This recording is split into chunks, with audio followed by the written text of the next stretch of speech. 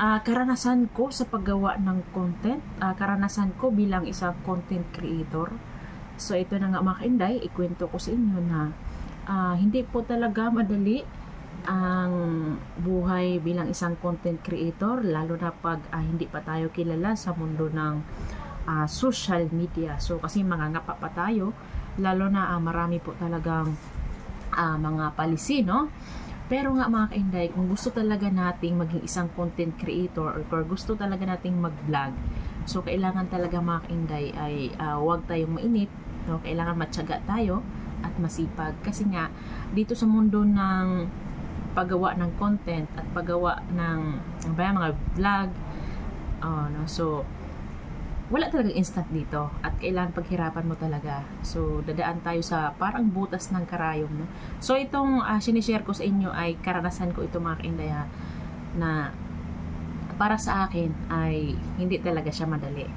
Kasi ako ay isang ordinaryong tao lamang, di ba? Isang yaya si Inday Tess. Isang yayang ambisyosa na nangarap maging isang content creator, nangarap maging isang vlogger. So mga kainday, wala pong masamang mangarap, no? Hanggat may buhay tayo ay may pag-asa pong matupad ang ating mga pangarap. So yun na nga mga kainday, dumating din talaga sa time na gusto ko nang gumib up. Kasi sabi ko, ilang taon na akong gumawa ng content pero wala pa rin nangyayari. So doon ito sa kabilang mga kainday platform.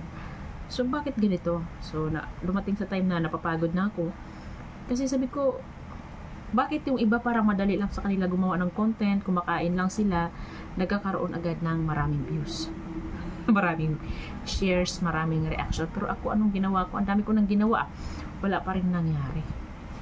So yun nga mga kainday, sabi ko, kasi nga iniisip ko talaga is gusto ko na agad magkapera. Pero mali nga talaga isipin mo na magkapera ka agad, kasi wala na instant. So nagulat na lang ako isang beses, nagulat na lang ako pagising ko kinabukasan na yung video na in-upload ko ngayong gabi ay bigla talaga siyang nagkaroon ng maraming views. So, sa haba-haba ng procession mga kainday, nahuli ko din yung kiliti ng viewers. Kumbaga si algorithm, napansin din ako ni algorithm mga kainday. So yun yung sabi ko, hindi ko talaga inaasahan yun na sa video yun, yung video yun ang makahakot ng maraming followers, makahakot ng maraming shares, maraming reactors at maraming commentators. So mga kainday, gusto ko lang ma-inspired kayo sa karanasan ko ba. So kung napanood nyo yung video ko doon sa kabila, ay sinabi ko talaga doon na nag-umpisa po talaga ako na walang viewers noon pag nagla-live ako. Wala naman po talaga, ganun po talaga pag nag-umpisa tayo, no? Kasi parang ang nangyayari kasi, hindi kasi sinasuggest yung mga video natin doon sa mga kamag-anak natin. Hindi sinasuggest, no? Kasi kahit marami tayong friends, no? Parang hindi na pop up sa kanilang notification ang ating mga video. So, yun na nga mga kainday. Ang masasabi ko lang talaga sa inyo na never give up talaga ang mga kainday. Kung pangarap mo talaga mag-isang content creator, kung pangarap mo talagang mag-isang vlogger, huwag kang sumuko. Kasi nga, darating talaga yung tamang panahon na magsashine ka.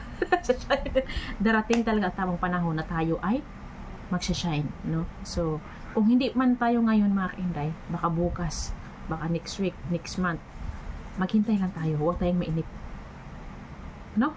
So, yun lang mga kainday, binahagi ko lang sa inyo na walang instant dito sa pagiging content creator.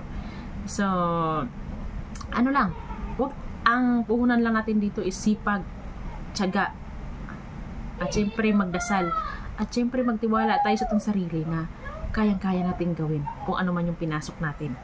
Kung kaya nila, kaya din natin. So, yun lang mga kainday, thank you for watching at sana ay na-inspired kayo sa video ito.